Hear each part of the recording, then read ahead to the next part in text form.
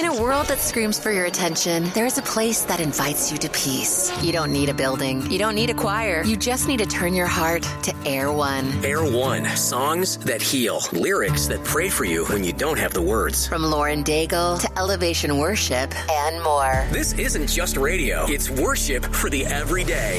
Escape the noise and worship now. Download the Air One app. Ask your smart speaker to play Air One or visit air1.com. Air One. Worship now.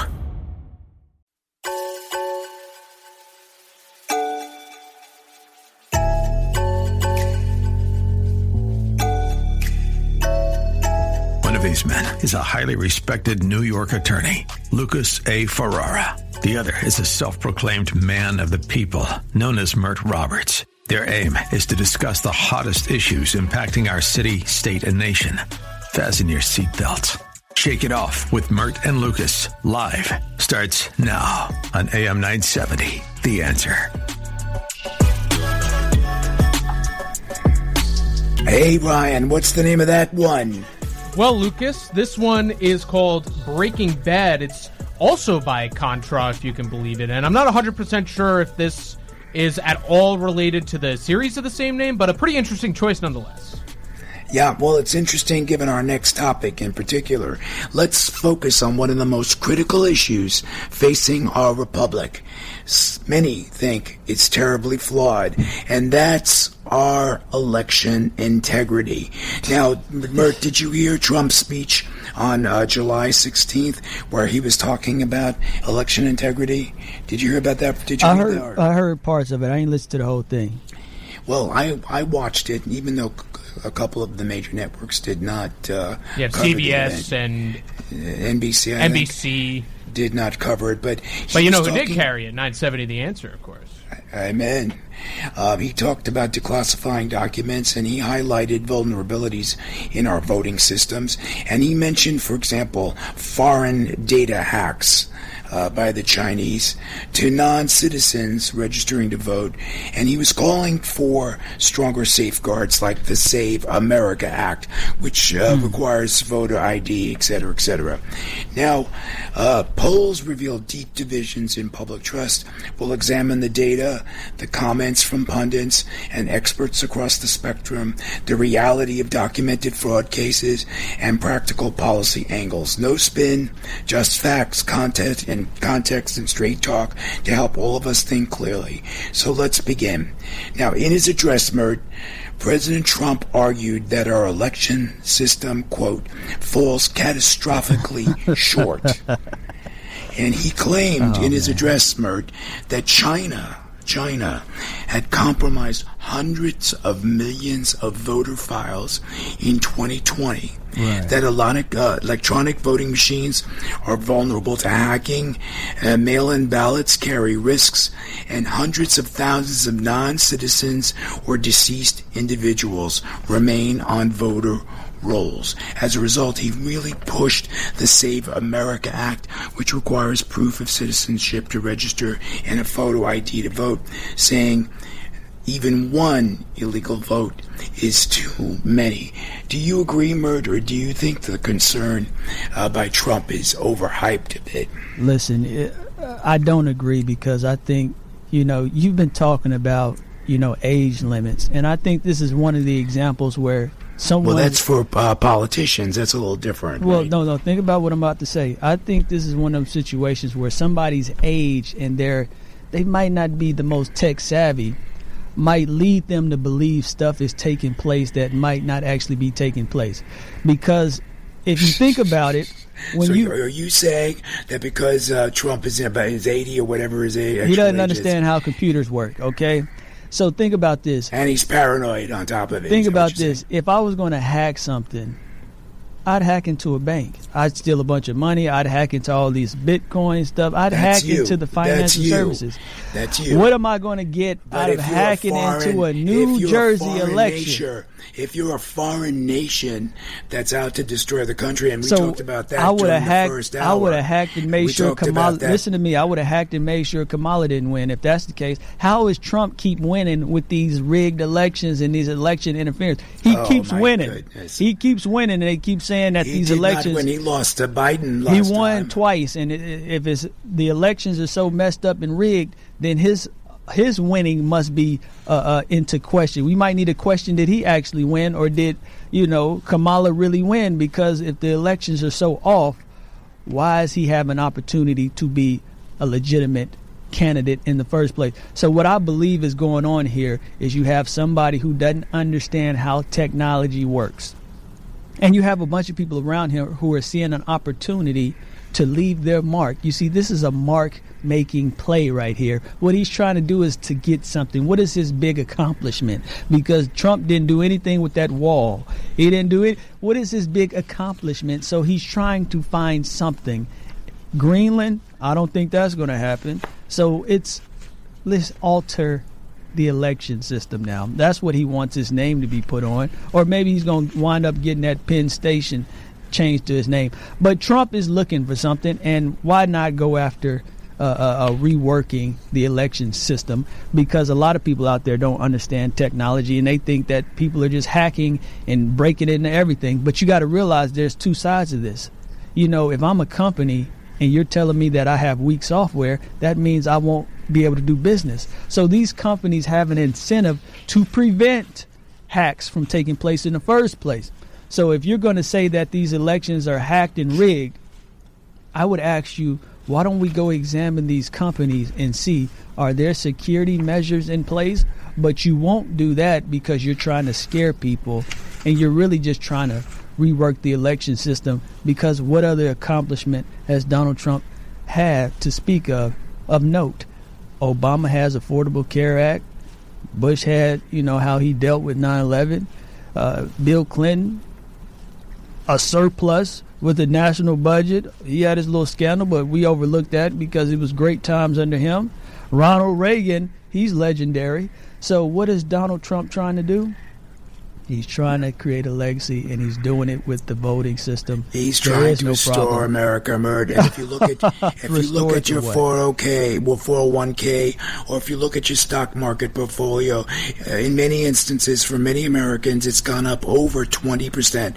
Astronomical numbers are being made by people as a result of Trump turning this country around and asking others to invest in America and to believe in America, something that you apparently don't. Listen, you ain't gonna fool me with that. I pay attention to the stock market, and if you just look at the stock market, you'll see it's never been down for longer than 5-10 years. So it's always going to continue to go up because everybody's pensions and their 401ks are tied up in this thing. So there's a great incentive for this thing to work and continue to go up. So I'm not going to give Trump credit for a system that everybody's relying on and contributing to. No, the financial systems in America work without the president's input. It's going to work that way because I don't want my retirement to go down. Do you want yours to go down? No. So we have a system in place where it's very difficult for that to take place. So don't try to give any president too much credit for the stock market continuing to rise, because if you look at the charts,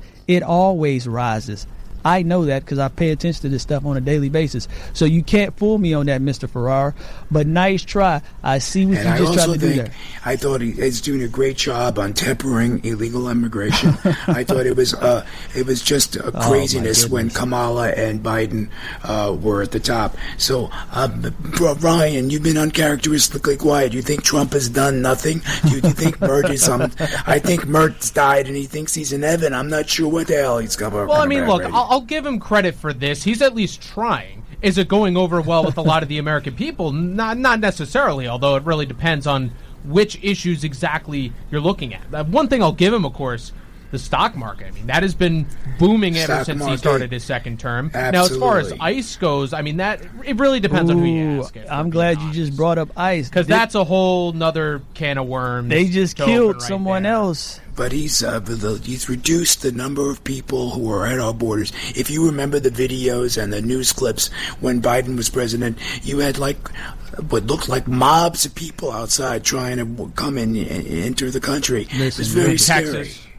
Lucas. Yes. ICE has been a tremendous failure. It's been, the optics are horrible. I wish that I could meet with Trump personally, because I'm not attacking him. I'm attacking the people that he put his trust into, they have not steered him in the right direction. Because I don't want this to come off as me attacking this man because he's only a man. You have to have a team that is pointing you in the right direction.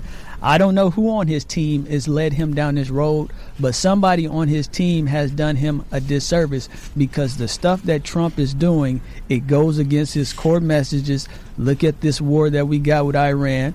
See, look, if he would have just from the beginning said, hey, I want to get rid of terrorists, if that would have been his big narrative, it makes sense. But of course, his narrative from the beginning was no new wars. But yet, we're in a new war. So how can he have this great achievement but to go after voting? And it seems like a conspiracy. I don't know, but maybe, you know, this is better than nonfiction or fiction, actually. All of a sudden, New Jersey, wait a minute, all of a sudden, 6,000 votes. There's nothing wrong with shoring up the holes, the gaps that exist. So you're talking about an oil change. You think an oil change is actually repairing and upgrading the engine? That's what you're talking about, an oil change. The system is vulnerable. It is important that we address it. But I have to agree with you on one thing.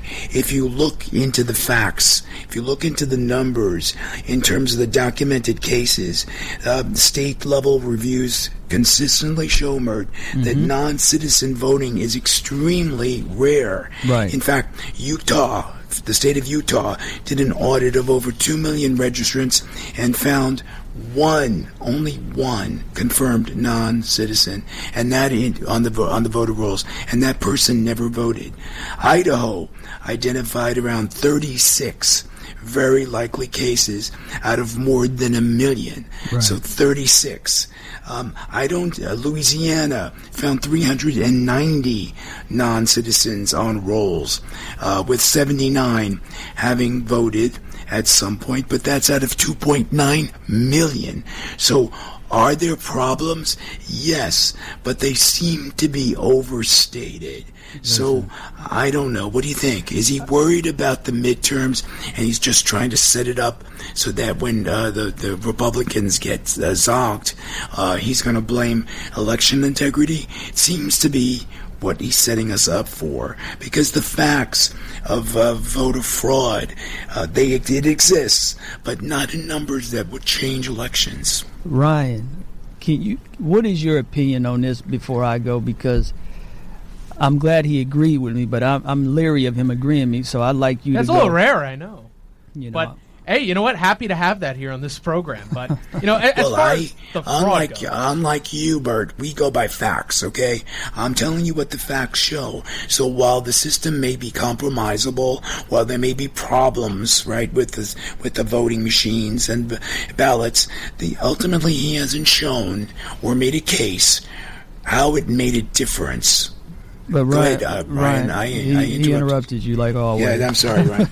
No, you're good. But what I was going to say all about the fraud and all that, and I agree with you that President Trump, he's trying to frame this as some sort of deflection if, God forbid, his side were to lose the midterms. And, I mean, the way things are looking right now, I'm not really that optimistic about it and all that. And especially with a lot of these issues with ICE and also going into Iran and with those strikes and all that, it's left a very sour taste in a lot of people's mouths. And if anything, it's giving the left much more ammo than they may have necessarily needed. So I can't fault President Trump for trying to frame it that way. So that way, if or when, depending on how you look at it, if or when his side loses the midterms, that's not his fault. Was very well said, and I'll say this.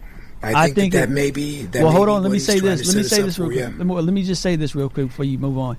I think that Donald Trump is taking this into his own hands now. I think he's done relying on his advisors, and as an individual, he's trying to latch on to something to try to save the reputation of not only himself, but his administration and his leadership of the Republican Party. So I think he's taking it out of their hands and he's going off on his own, and that's why he's grasping for election integrity. I think he's doing it out of desperation because he's been let down.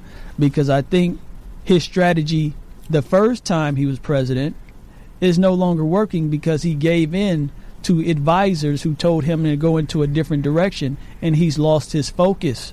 You can see it by some of the things that he's got into, that he's lost focus. And I think right now he's trying to get back to the old style of Donald Trump. But you can continue. Sorry about that. Well, recent polling, and you know I love polls, Mert, right, shows a subtle but unmistakable erosion in Republican loyalty. See, I think this is what he's afraid of, which it's going to have real implications for the 2026 midterms, as Ryan was suggesting. And especially, too, that you're seeing a rise in a lot of these socialist candidates who are pretty popular with the American people. So I'm sure he's scared of that as well. That's right. And that's why we spent the first hour talking about that.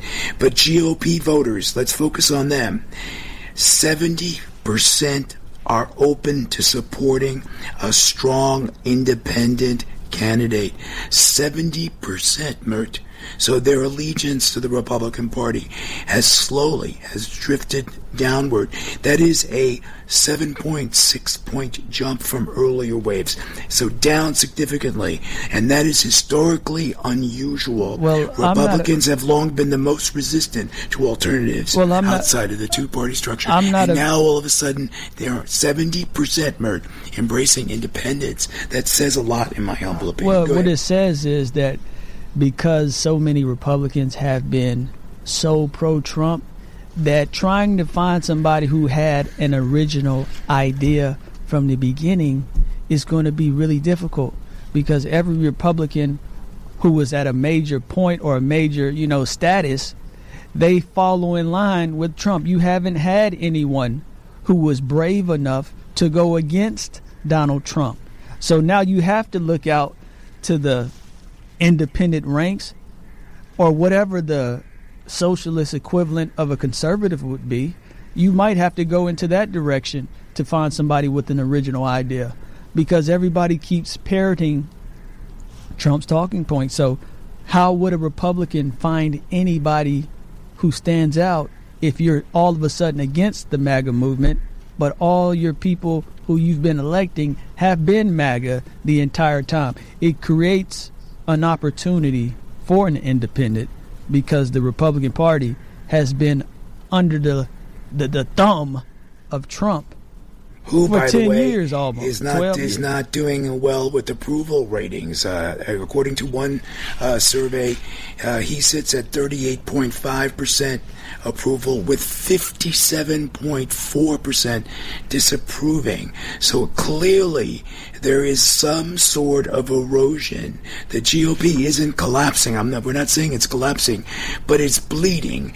And in the midterms, particularly for the midterms, that could signal danger. So you may be on to something, guys. I think that's what he's worried about. I'm on to something, all right. You got that right.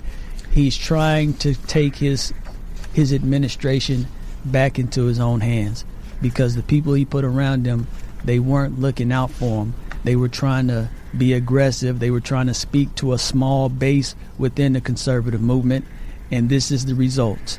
And this is why, as Donald Trump, I would have advised him. I wish I could have advised him. I would have said, listen, if you have an original idea that you want to go with, you've won. Stop relying on these other individuals who are getting you into stuff that you have no clue what you are actually talking about when you bring it up. And you can tell he doesn't know what he's talking about when it comes to certain things like voter fraud and all that stuff, because like you said earlier, the numbers show it's not a real issue. Well, apparently not, unless some of the facts change daily, right? Unless some scandals disclose. But tonight's core takeaway: election integrity is non-negotiable for a functioning republic. And as someone who litigates governance and property issues every day, I know stable, trusted institutions are essential for investment, contracts, and everyday life. Let's demand facts, pursue real safeguards, and reject both complacency and unsubstantiated unsubstantiated panic. Amen. Now, no need to reject this. You're listening to episode 107 of Shake It Off with Mert and Lucas Live. This is Lucas Ferrara, and with me in the studio, in the heart of Financial District, is my co-host Mert Roberts, affectionately known as the Mertinator, working the board. And you heard from him as well as Ryan Bagato. He's got a great podcast called Pags' Perspective. Check it out. And we must not forget Ermin Santos, who is back in Master Control. When we come back, we'll be joined by Leslie Lee Sanders. She's an Arizona-based author and creative force whose latest memoir, Ready to Listen, chronicles her journey from self-silencing to self-trust and spiritual awakening. Don't leave. Come on back. We'll return after these quick messages.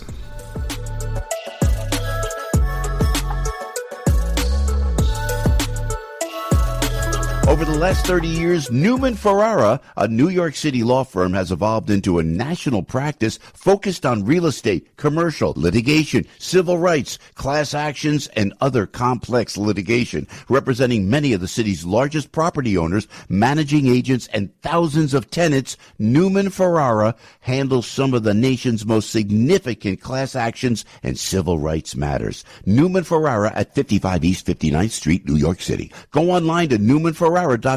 That's NewmanFerrara.com. Listen to the firm's name partner, Lucas Ferrara, every Saturday at 10 a.m. on Dottie Herman's longest-running real estate radio program, Eye on Real Estate on AM 970. A real estate lawyer for 35 years, Lucas is a professor at New York Law School and is also a published author with books on real estate and New York's landlord-tenant law. Tune in Saturdays at 10 a.m. to hear Lucas's unique perspective and advice on Eye on Real Estate. We love bringing you products that improve your life. Well, this product can save your life. There are approximately 5,000 choking deaths in the U.S. each year. One child dies every 5 days from choking. Did you know older adults are at an increased risk of choking? Yes. And lodged food is the main cause. Ever pop small, bite-sized foods in your mouth like peanuts, grapes, or popcorn? Those foods that people eat by the handful can get overloaded in the mouth, which can cause a choking episode. LifeVac is a simple rescue device that can change a life in a choking emergency. It's non-invasive and easy to use, and one kit fits the whole family. If you have a young child in your family or a senior relative living alone, I strongly recommend you visit the LifeVac website today at lifevac.net. View the videos demonstrating its ease of use. LifeVac works in 3 simple steps: place, push, and pull. The LifeVac device dislodges the obstruction and suctions out the food or object. It's that simple. And it can be self-administered. LifeVac.net, made in the USA and FDA registered.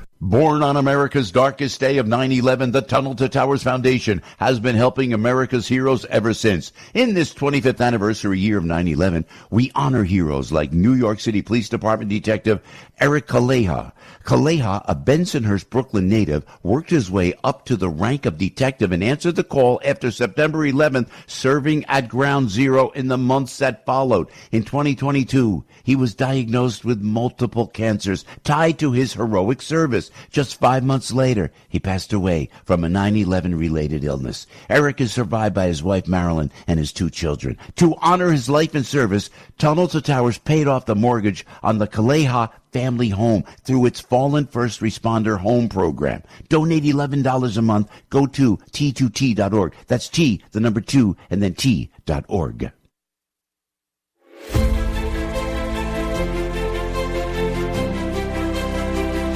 I see the fear behind your eyes, a heavy heart lost in the night. But every shadow fades away when you believe you'll find your way. Welcome back to Shake It Off with Mert and Lucas, live on AM 970, The Answer.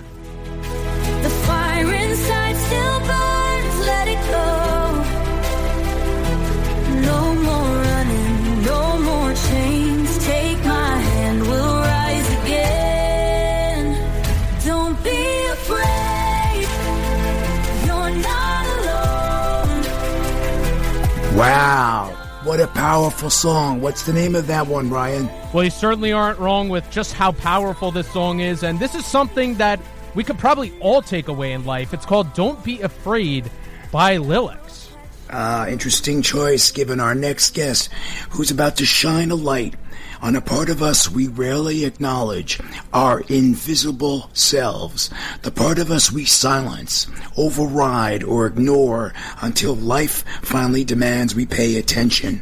Leslie Lee Sanders is an Arizona-based author and creative force who has written more than 30 books across psychological thrillers, dystopian fiction, romance, and now a spiritual memoir. Her latest work, Ready to Listen, is a candid, often funny, often raw exploration of intuition, burnout, self-silencing, and the long, messy road back to authenticity, drawing from our own experience navigating emotional exhaustion, spiritual awakening, and the pressure to fit into roles that never quite matched. Leslie brings a grounded, practical, and deeply human perspective to what it means to finally hear and trust your own inner voice. She writes about the gap between who we pretend to be and who we actually are, and how closing that gap can change everything from relationships to creativity to mental health. Her message, my friends, very simple. Your intuition isn't quiet. You've just gotten very good at ignoring it. Welcome to the program, Leslie. Hello, thanks for having me. Lucas. Nice to meet you. Lucas. We look so much forward to having you as a guest. Yes, go ahead, Mert. Lucas, I got to ask this question because I love when we have guests such as this who talk about this subject, because this is something I'm very interested in. Watch out for the Murdinator, Leslie. Oh, don't try to make me out to be a bad guy. I want to ask this.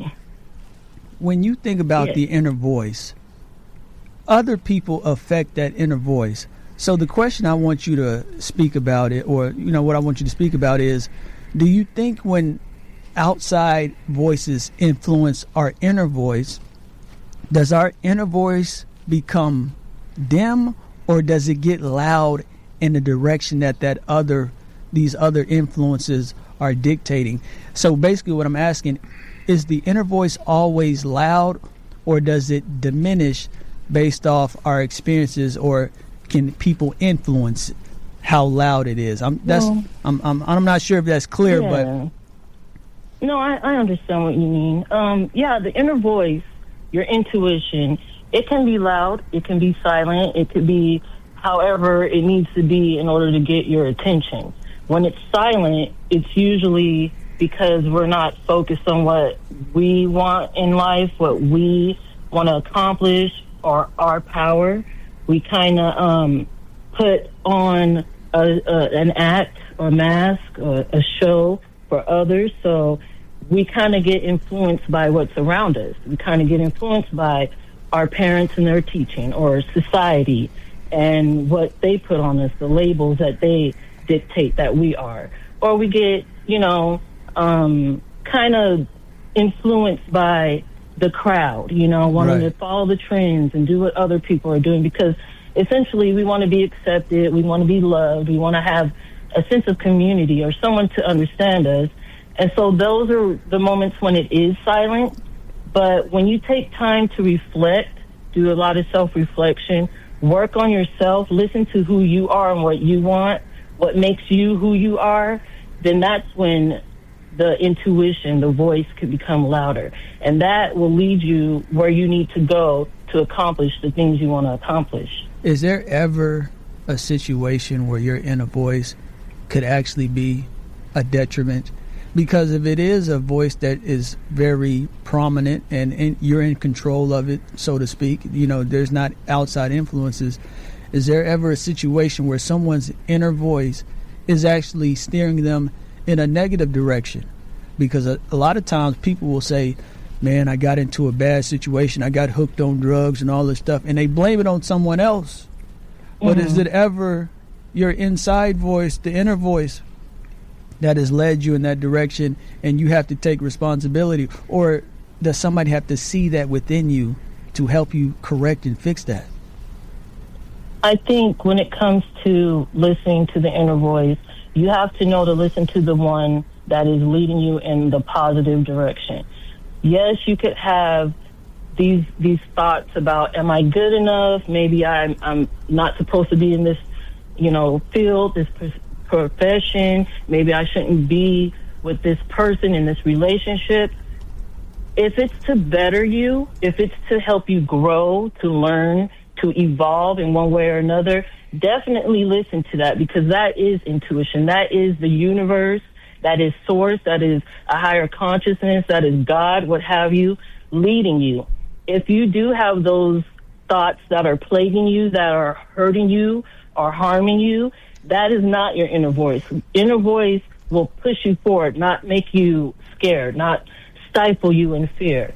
So in that sense, it's a good time to maybe speak to someone you trust, maybe a therapist, a counselor, a good friend, someone who could, let you get that off your chest, let you understand where that voice is coming from. Because when it is spiritual, when it is the universe, when it is something for your betterment, it will be positive. So that's interesting. That is always interesting. The case. So you said any negativity is not your inner voice. That's something else. That's you. That's your insecurities. That's your doubt. That's the things people put on you to tell you that you're not the best you can be, that you have to strive for more, that you have to become someone else, that sort of thing. And that's why it's important that you figure out who you are first, because when you figure out who you are, that is a power that not all of us possess. It takes time. It takes knowledge, because you got to know what part of you is you and what part is someone else. That's society, powerful. for instance. You see this in nature where you have parasites will take over an insect, and all of a sudden that insect is no longer the original species. It's something else. So you're saying that someone else's negative influences, wherever they come from, can be like a parasite, and until you remove it, you won't really know who you are, or you won't move in a way that you really are. Is that accurate? And that's accurate, because it's all about authenticity. When you get down to the root of the issue, when you take that time for self-reflection, you realize, okay, why am I feeling this way? Why do I feel this way about myself? Is it because of the way I grew up? Maybe the friends or the people surrounding me, my family, my whoever said that I had to be this way. But who am I underneath that mask that I put on for acceptance? Who am I really? What do I want? And that's when you have that moment of self-reflection. And when you do that, you grow, you become more powerful, and you could take accountability for the things that you've done in your life, or even done to others that kind of held you back. When you could take accountability, that's when you've definitely grown. You could actually look back at your life and say, yeah, I'm a different person now. I've transformed. I evolved. I am who I want to be because I removed those masks. And we all have those masks. We all show up as a certain person, as a certain being, because we want acceptance. We don't want to be othered. We don't want to be ostracized. We don't want to be, kicked out or pushed aside or rejected. We want family. We want community. We want friends. So we kind of mold ourselves to be what they expect us to be, instead of showing up as who we really are. And once you do that, then you realize the power you have to create anything you want in your life, as I am a walking, talking, living, breathing proof of that. It takes authenticity to know what you truly want, to then go after it and make it a reality. But Leslie, we have only about a minute before we go to a commercial break, and then you'll come back. But in that minute, how do we break out of this vicious cycle of self-doubt? How do we get to hear the positive rather than the negative? It's not an easy task, but it does take time for you to take time with yourself.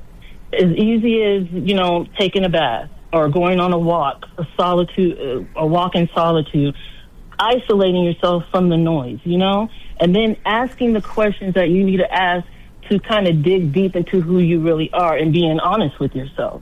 You can't sugarcoat the fact that, you harmed someone. You can't put that blame on someone else. You got to come to terms with it yourself in order to realize where that hurt came from, why you wanted to hurt, and why it made you feel powerful or better. Once you kind of do that, then you could strip away all the noise, dig deep to see who you are, and then show up that way. And that's the first step to making any kind of change. Leslie, we have to take a quick commercial break, but have no fear. Leslie Lee Sanders will be rejoining us right after these messages. For more information on Leslie and her work, visit her website, llsanders.com. That's llsanders.com. And you'll find her book, Ready to Listen, on Amazon and wherever books are sold. And we'll also have links posted on our website, ShakeItOffLive.com. Now you better stay right where you are. Leslie Lee Sanders is coming back right after the break with more heartfelt insight from her powerful book, Ready to Listen.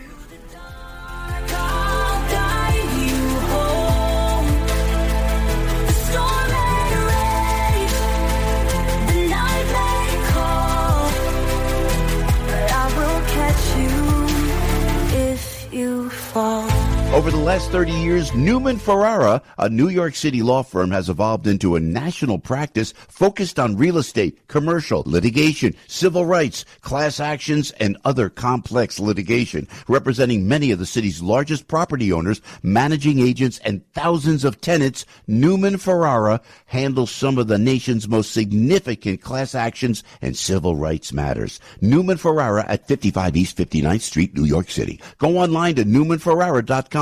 That's newmanferrara.com. Listen to the firm's name partner, Lucas Ferrara, every Saturday at 10 a.m. on Dottie Herman's longest-running real estate radio program, Eye on Real Estate, on AM 970. A real estate lawyer for 35 years, Lucas is a professor at New York Law School and is also a published author with books on real estate and New York's landlord-tenant law. Tune in Saturdays at 10 a.m. to hear Lucas's unique perspective and advice on Eye on Real Estate. Foundations of Freedom, a look at America's founding principles and the leaders who shaped our nation.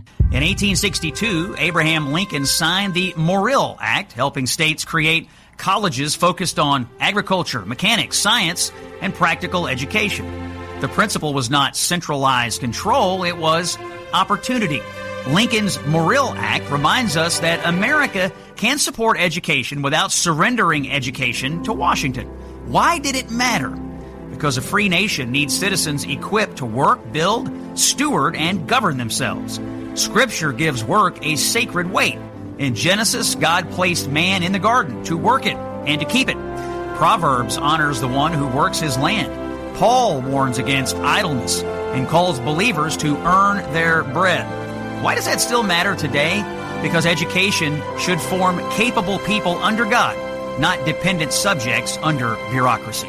Hey, Joe Piscopo, I want to tell you about gold, silver, and Landmark Capital. Over the past 2 years, gold and silver have outperformed all the major stock indexes. That's why a lot of people are rolling over their 401ks, IRA, and the physical gold and silver to take advantage of the protection of performance. And our friends at Landmark Capital can help you do this. Now is the time to move. They make it simple.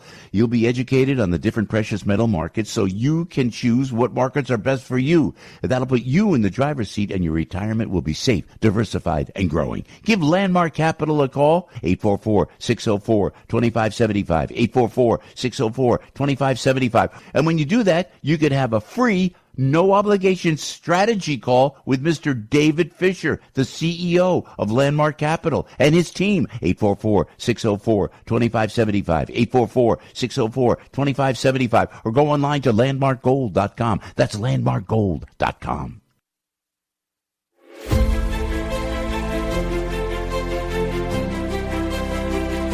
I see the fear behind your eyes, a heavy heart lost in the night. But every shadow fades away when you believe you'll find your way. Welcome back to Shake It Off with Mert and Lucas, live on AM 970, The Answer.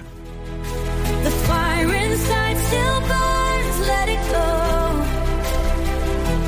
No more running, no more chains. Take my hand, we'll rise again. Don't be afraid. We are joined by Leslie Lee Sanders. She's the acclaimed author of a new book, Ready to Listen, a deeply personal spiritual memoir about learning to trust your inner voice, break free from self-silencing, and finally hear the guidance that's been speaking to you all along. She's back with us now to push the conversation forward. But for more information about Leslie and her work, visit her website, llsanders.com, llsanders.com, and you'll find her book, Ready to Listen, on Amazon and wherever books are sold. We'll also have the links posted on our website, shakeitofflive.com. Now let's continue the discussion. Leslie, what was the moment or breaking point that made you realize you were no longer listening to yourself? Oh, that's a good question. I think it was at the end of 2024. There was a lot going on at that time that made me realize that I was going along with the crowd, following the crowd like sheep instead of being my sovereign self and doing what I needed to do and what I wanted to do and, you know, showing up as me. I, for so long, have been silent and quiet about my opinions, about my feelings and beliefs. Even the people around me didn't really know, like, who I was because I kept that mask on. You know, I kept showing up as what I thought they wanted me to be. And then it was until I realized that there are people like me, people that feel or felt silenced or dismissed or discouraged, that don't realize that they have a power in them to change that. You know, it took me so long to realize that, only because I wasn't listening, only because I wasn't taking in the signs, the symbols, and the synchronicities around me that was trying to lead me down my best path. And finally, in 2025, when I sat down and wrote this book, that's when I realized I had to break out of that shell and start speaking up and speaking out and being myself. And here I am. So are you saying this is different than somebody who's an intern trying to walk in and say, hey, I know what everything should be doing. I know, you know, I'm the boss already, versus somebody who's been there a long time and you just are afraid to speak up? Is that what you're trying to allude to? Because I think there's a lot of people out there who have that confidence starting out, but you might not have the information for the size of your voice. But then there are the people who have the information and the talent, but they won't speak up for themselves. Can you relate to that? I think when you are afraid to speak up or speak out or be seen, you know, in any form or fashion, I think that's something that we have to work on ourselves. There's a reason behind that. And that's what I alluded to earlier when I said you have to do some self-reflection, because that's not who I am. I mean, when I'm in private, I'm a different person, you know, but when I'm in public, I present a certain way, or at least I used to. And now I'm trying to be me. I'm trying to be the person I know I am inside and out, because that's my authentic self. And that's how I get where I need to go, you know? Did you ever have an experience where someone gave you a negative reaction to your authentic self that made you create that other version of yourself that you would display to the public? Yeah, there was plenty of times, especially in my past growing up, you know, as a child, there was a lot about, you know, at that time, because I'm 44 years old, so my parents were raised in a way where they were strict with don't talk back, don't talk to elders without permission, don't interrupt, raise your hand before you speak, that sort of thing, like, you know, in school with teachers or with authority figures. And so I kind of took that on as, okay, you don't want to hear what I have to say. Like, what I have to say is worthless. And that's kind of how I lived for the majority of my life, believing that my words weren't good enough. I always had to do more, be more, you know, accomplish more to be heard, to be seen. But that's what I realized, no, that's not who I am. And that's why I took the time, the effort, the energy to transform my life, because no matter what transformation you want, no matter what it is you want in life, whatever goal you want to accomplish, you're going to have to do the work. Like, nothing is going to just fall into your lap. Nothing, no wish you make is just going to become fulfilled. You have to do the work. That's part of the human experience. How do you know where to start if you don't start with yourself? If you don't go within to figure out what you really want, and if that's what you want, or if that's what your parents or your teachers or whatever authority figure is putting on you. And that's what I did. I spent most of 2025, most of last year, figuring out who I was, and then building that courage to come out as that person and show up as that person. And this is who I am. I want to encourage people. I want to inspire people. I want to show people that they have a power to create any positive change they want in life, be it personally with their own personal goals, or even globally with the world, with your country, with your family, with your friends. Whatever it is you want, you have that power. But it does take you going through a process for you to figure out who you are first before you could find it. And when you listen to the signs, the symbols, and the synchronicities of the universe, which is the language of the universe, it will lead you. It will lead you where you need to go. You just have to take that time, with yourself. There's so much noise out there. There's so much distraction. I think we all could relate to feeling like we all have like ADHD or something when we're online, on social media. Like, everything is trying to get our attention. Everything is trying to distract us. Take a moment of silence for you, and do some inner work. Even if you have to journal, even if you just have to talk to a friend, someone that you really could trust, and figure out, who am I? Why am I showing up this way to the world? Why am I why do I feel this way? Anything about you, figure out why that is. And then that's when you could start from there to start building your life in the way you want to build it. Did you find, Leslie, that some people rejected the new you, so to speak? Well, not yet. I mean, it's still a new process for me because, like I said, this was all sudden just last year when I wrote this book. But at the same time, if someone does reject me or my beliefs or my opinions, that's their right.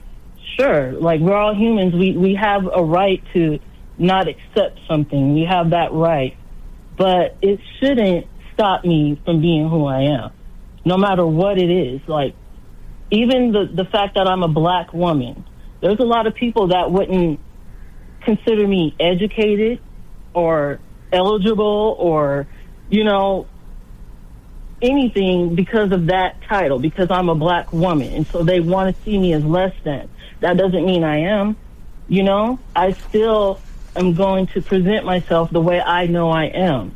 But it takes time, and it takes effort, it takes energy, and it takes you tuning into the universe, the consciousness, God, what have you, and the messages that it tries to deliver to you that gets lost in that noise, that gets lost in all the static and distraction and the Netflix and the, all that, the streaming, the social media, socially, anything you're doing with your friends out watching football, whatever it is. It's all a distraction trying to keep you from understanding who you are, because when you understand that power you have, I swear, you could move mountains.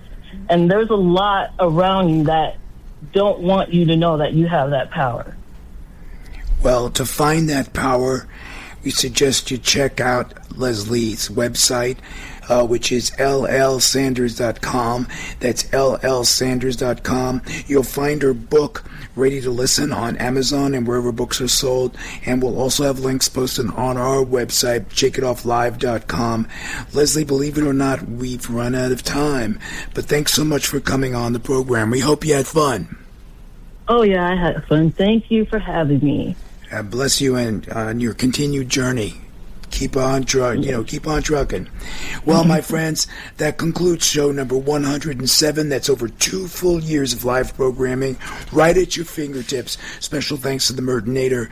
170 amazing episodes. That's 214 hours of live entertainment. You think it's easy? You try it. To Pagano, hey Ryan, thank you. Couldn't have done it without you. Check out his podcast, Pags' Perspective. You'll be glad you did. And to everyone behind the scenes at AM 970, Laura Schaefer, Matthew Sample, and Joseph Villa, Frank Volpe, Alex Garrett, Cara Fasaro, and of course Hermine Santos, thank you. Before we go, check out my movies. My latest hit, Manor of Darkness, it's streaming everywhere. And if you're listening to us live, next up on AM 970's my favorite show, Culinary Confidential, with Christina Cates, coming up at 9 p.m. Eastern. So join us, same time, same place, for more of Shake It Off Live. Ciao, ciao. Stand up tall, don't turn away. You were born to shine today. Don't be afraid. Don't close your eyes. The stars will lead you through the sky.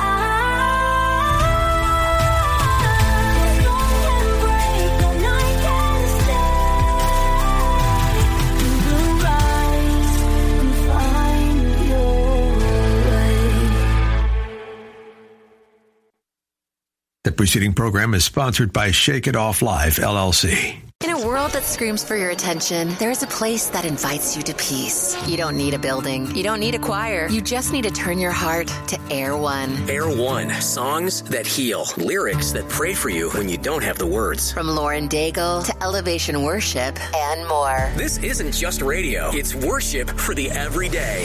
Escape the noise and worship now. Download the Air One app. Ask your smart speaker to play Air One or visit air1.com. Air One, worship now.